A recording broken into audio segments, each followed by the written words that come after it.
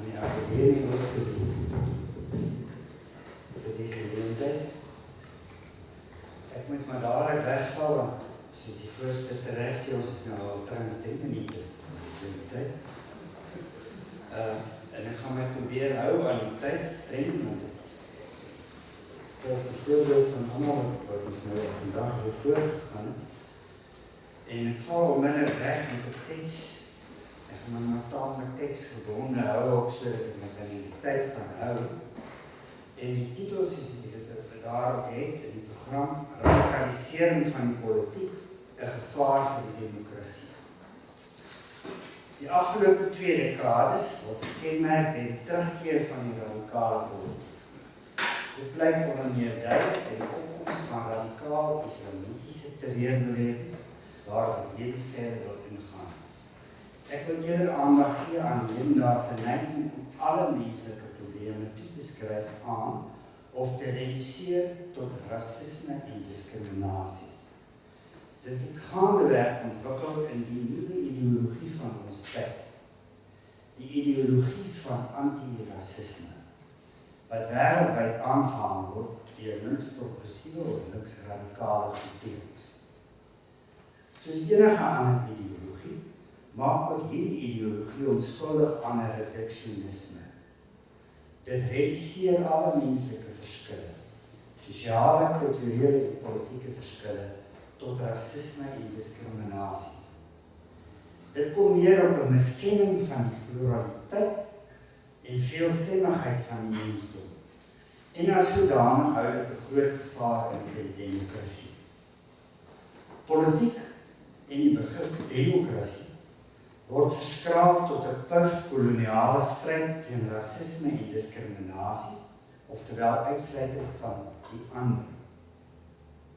As dit wat aan die wortel sou lê van alles wat boos en verkeerd is in die samelewing. Politiek word basies vereenselwig met die uitsluiting van uitsluitings. Die enigste wat binne hierdie logika uitgesluit mag, en inderdaad uitgesluit moet word, is diegene wat uitsluit en grense wil handhaaf. In die naam van bevryding en progressiviteit word daar 'n genadeloos proses gevoer teen diegene wat nog aandring op erkenning van die verskeidenheid van gemeenskappe en wat nie polities korrek wil meedoen aan die transformasieagenda van die radikale politiek. Die sulks word beskou as struikelblokke in die opmars na 'n geluksalige toekoms vir die mensdom en gebrandmerk as vyande van die mensdom, as oorblyfsels uit 'n agterhaalde verlede wat liefs uit die weg geruim moet word. Wie homself beroep op misdade teen die mensdom, sê teenoor die ander, oordeel nie oor my nie. Hy nestel homself in die mees behaaglyke, byna onaantastbare posisie, die status van slagoffer of onderdrukte, wat aan hom skynbaar outomaties die reg verleen om beskerm te word teen iets wat wel as die absolute kwaad gereken moet word. Volgens die Franse filosoof Alain Finkielkraut word sosiale, kulturele en politieke konflikte gedefinieer as 'n teenstelling tussen rassistische daders en hulle slagoffers. Met hierdie teenstelling gaan iedere konkrete kompleksiteit en subtiliteit verlore. Want so absoluut as wat die appel van die ander is, so verwerklik is by voorbaat diegene wat as rassisties gebrandmerk word. Wesenlik bestaan ideologieë en radikale politiek altyd in 'n negering van konkrete gegewenhede, feite en gebeurtenisse, ten gunste van 'n simplistiese morele basisskema, naamlik 'n dichotomie, kloof of skeiding tussen goed en kwaad.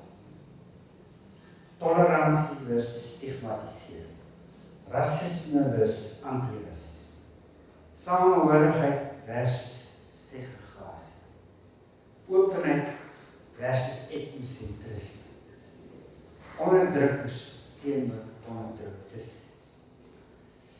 Die asymmetriese morele kodering van teenstellings en konflikte tussen groepe mense hou 'n ernstige bedreiging in juis die sfeer waarbinne dit tradisioneel hanteer en so goed as moontlik opgelos word.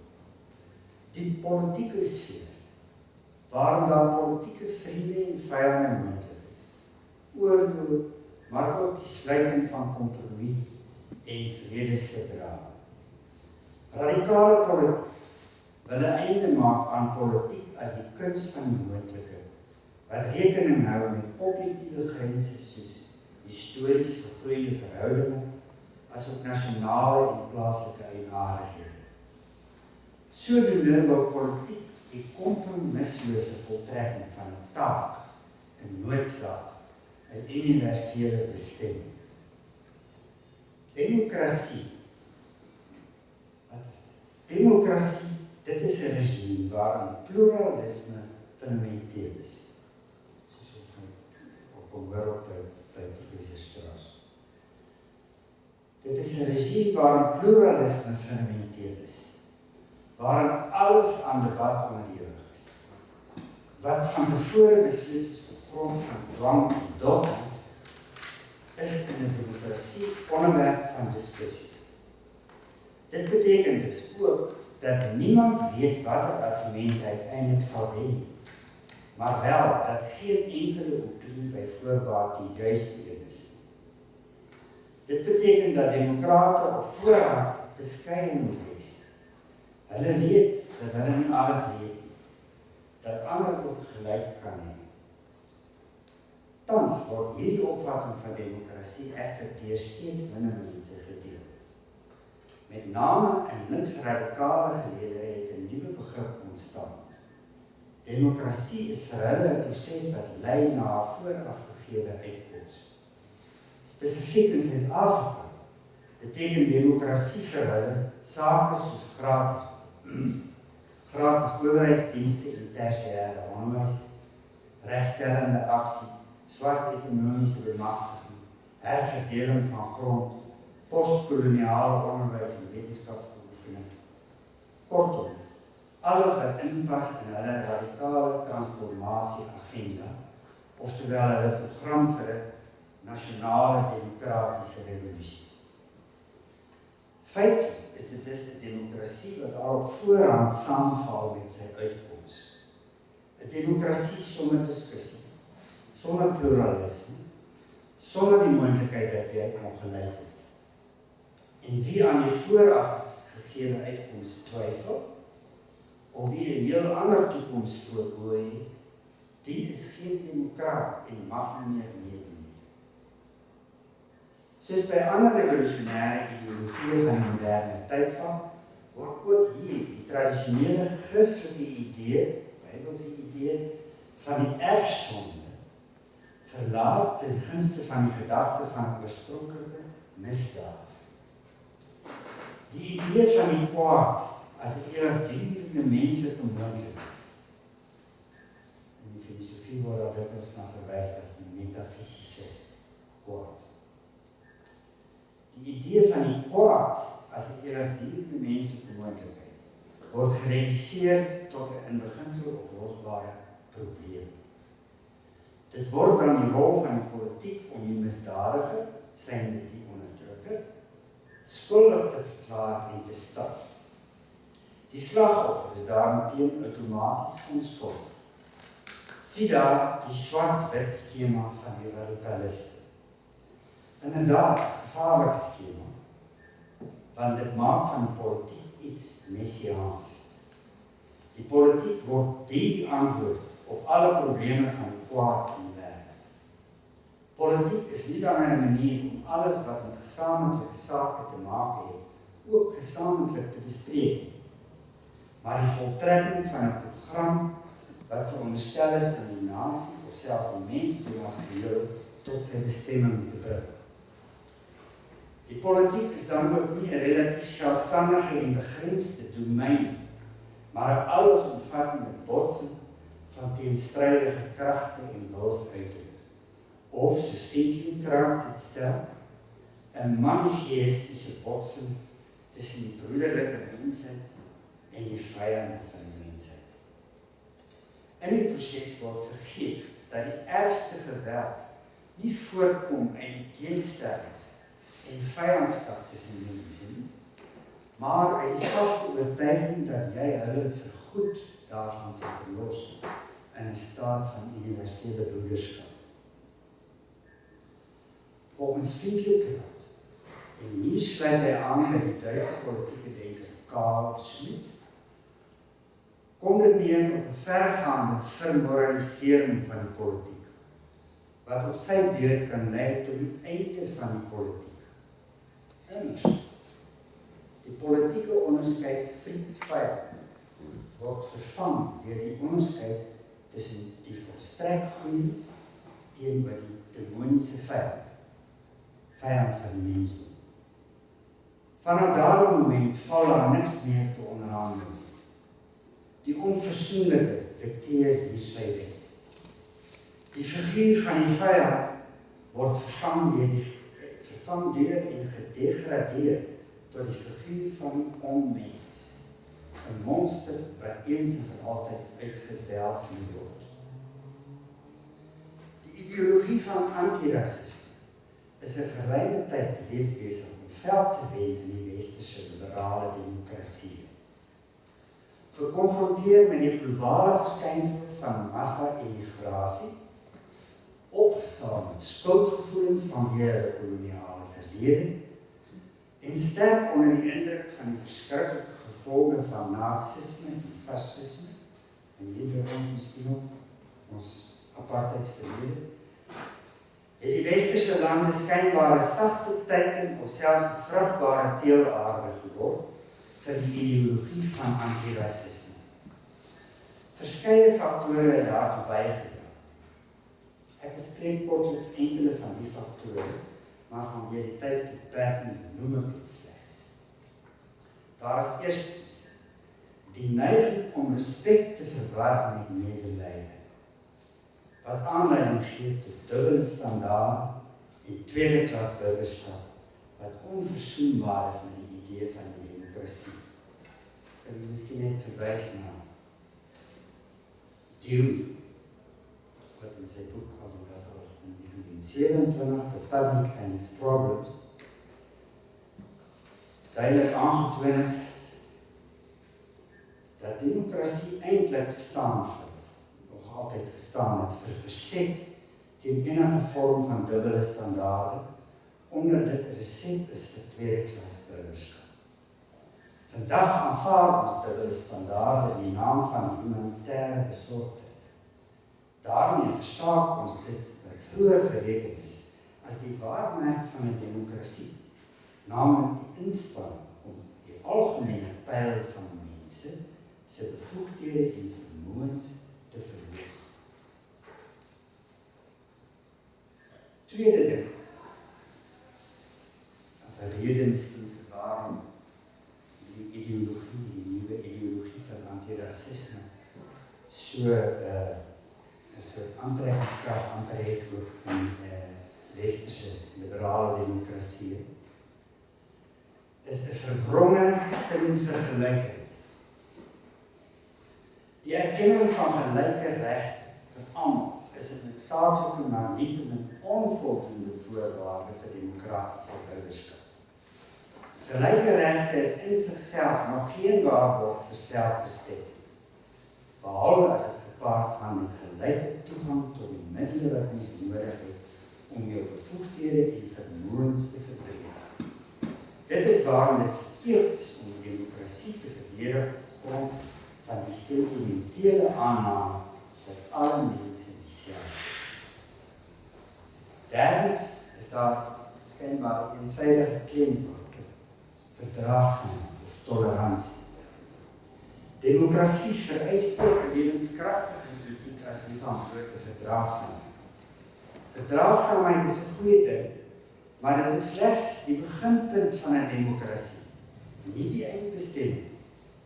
Ons het heeltemal te bedrewe geraak in die kuns om verskonings te maak vir onsself, of erger, om verskonings te maak vir die benadeeldes. Ons is so besig om ons regte te verdedig, dat ons min aandag gee aan ons verantwoordelikhede. Ons sê selde wat ons dink uit vrees dat ons mag aanstoot gee. Ons het goeie voornemens om aan almal respek te betoon, maar ons het vergeet dat respek iets is wat verdien moet word. Respek is nie maar net 'n ander woord vir toleransie of vir waardering vir alternatiewe lewenstyle en gemeenskappe. Respek is wat ons ervaar in die teenwoordigheid van bewonderenswaardige prestasies, merkwaardig gevormde karakters, natuurlike gawes wat voortreffelik aangewend word. Dit behels goeie oordeel en onderskeiding, nie blindelingse aanvaarding. Vierdens of laastens, 'n obsessie met rasisme en 'n vrees vir rassekonflik. Westerse samelewings is vandag vasgevang in die greep van 'n verlammende vrees vir rassekonflik. Die gevaar van rasisme moet ten alle koste lewend gehou word. Tydig en ontydig word by gesprekke ingesleep in die veronderstelling dat meeste mense, veral die laer middelklas wit mense, verbete rasiste is. Nie dat rassekonflik aansienlik afgeneem het of geen faktor is om die rekening te hou, maar soos Christopher Lasch terecht vanuit Amerikaanse konteks opmerk, it is a serious mistake to interpret every conflict as evidence of a retrograde outlook of ordinary Americans, as a revival of the historic intolerance that has played a part in our country's history. The new racism is reactive rather than residual, let alone resurgent. It is a response, however inappropriate and offensive, a response to a double standard of racial justice that strikes most Americans as unreasonable and unfair.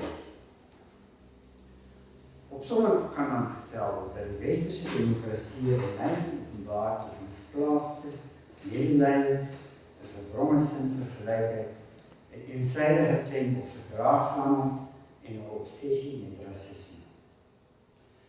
Vir hulle beteken demokrasie bo alles die nastreef van sosiale geregtigheid, social justice, wat gelykgestel word met restitusie vir die voorheen benadeeldes. Maar in 'n ware demokrasie is daar ook ander, myns insiens belangriker kwessies wat aangespreek moet word. Die ontstellende verval in standaarde en die vermoëns van tallose gewone mense waar die gaping tussen ryk en arm steeds groter word. Die groeiende apatie en versmoorde sinisme. Die morele verlamming onder diegene wat openheid bo alles stel en het boonop verwar met standpuntloosheid. Die skynheiligheid van liberaal gesindes se morele verontwaardiging te midde van 'n stelsel die welstand staat wat kennelik nie werk, maar nogtans deur hulle in stand gehou word.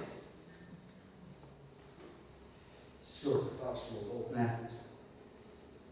Wat staan ons te doen in hierdie land in 'n post-apartheid situasie en gekonfronteer met toenemende radikalisme? Een ding staan soos 'n paal bo water. Ons, en hierdie bedoel ek primêr die blankes en meer spesifiek die Afrikaners, sal onsself moet bevry van verlammende skuldgevoelens en die wroging wat daarmee gepaard gaan. Ons grootste fout of misdaad lê nie in wat ons of ons voorgeslag in die verlede gedoen het nie, maar in wat ons teenwoordig nie doen nie. Te veel van ons is geneig om liewer die skuld en die skuld as die verantwoordelikheid op ons te neem. Die skuld weeg minder swaar. Met 'n slegte gewete kan mens gemakliker omgaan. Plaas van die onreg in ons huidige samelewing te bestry, leer ons om daarmee saam te leef. Niks is meer verraderlik as die idee van 'n kollektiewe skuld, wat van geslag tot geslag oorgedra word en 'n ewige smetwerk op 'n volk of 'n gemeenskap. Slagofferskap is net so min erflik oordraagbaar as die status van 'n beul. Solank as dat verwantskap nie as misdaad gereken word, impliseer die plig tot herinnering nie dat kinders, kleinkinders of agterkleinkinders outomaties of onbesoedeld of verdorwe sou wees. Die geskiedenis is nie verdeel in sommige nasies en deursame kontinente of vervloekte rasse en onaantastbare volke, maar tussen demokrasieë wat hulle wandade beken en diktature wat dit verberg deur dit te verhul in die kleed van slagofferskap.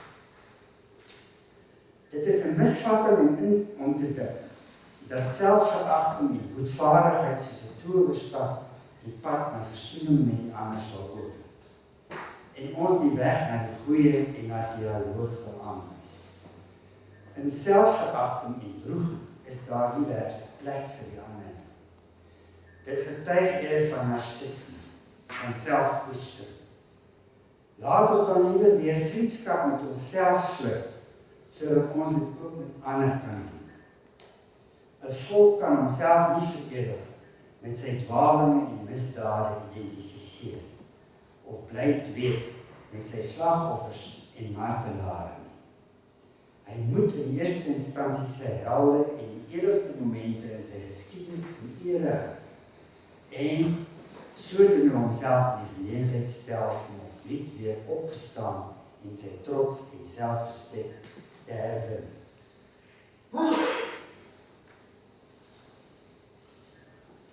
Dink aan die gebod van Herodotos. In antieke Griekeland het die geskiedskrywing begin opdat die heldedade van uitsonderlike mense nie in die vergetelheid sou raak. Hierdie uitsonderlike mense was selfverdag, verwikkeld in twyfelagtige ondernemings en gevegte. Die verleiding is groot om hulle agteraf aan 'n kritiese ondersoek te onderwerp, sodat hulle gemakliker van hulle voetstukke gestoot kan word. Vir vele onder ons het slegs die slagoffers 'n reg op meegevoel en verering. Hulle pantheon bestaan slegs uit verdruktes en vertraptes, en hulle probeer mekaar oortref in verdriet en medelee. Die geskiedenis leer ons twee dinge: dat 'n volk kan verdwyn, maar ook dat 'n volk kan herrys. Dat gemeenskappe soms gelouterd uit die ergste dwalinge kom en aan ons pragtige voorbeelde van opstanding leer. Ons kan in angs en wanhoop verval, of ons kan volhard in vertroue, moed en vasberadenheid. Die eerste verpletter ons onder die onvermydelike, terwyl die tweede ons daarvan verlos en ons oproep om die wêreld van alle fatalisme te vrywaar. Moed en vertroue beteken die vermoë om oor twyfel en angs heen te stap en onvermoede kragte aan te spreek. Dit verg daadkrag en die geloof dat die wêreld 'n plek is waar elkeen hom of haarself optimaal kan ontplooi. Iets wat alleen kan gedei vir sover ons meewerk aan die verstewiging van die demokrasie en die waardes waarop dit berus. Dink aan die woorde van Raymond Aron, Franse filosoof, waarvan die ganse werk van die ekonoom Amartya Sen 'n illustrasie skyn te wees. Die vernaamste struikelblok vir ontwikkeling is nie die ekonomiese stelsel as sodanig, maar 'n gebrek aan vryhede, aan staats- en burgerskap, aan sorg vir die algemene welsyn. Belangrik om 'n gedagte te hou en mens sluit af is ook die volgende uitspraak van niemand minder nie as Frans Fanon. Ek hou hom aan. Ek wil nie die verlede besin ten koste van my huidige lewe en my toekoms nie. Het ek op dese aarde niks beters te doen as om die swart mense uit die 17de eeu te verleker? As kleurling het ek nie die reg om te wens dat daar by die blanke 'n skuldgevoel sal ontstaan oor die verlede van my ras. Ek ek nie die reg of die plig om genoegdoening te vra vir my geknegte voorouers nie? Moet ek die teenwoordige blanke man vra om die verantwoordelikheid vir die 17de eeuse slawehandelaar op homself te neem?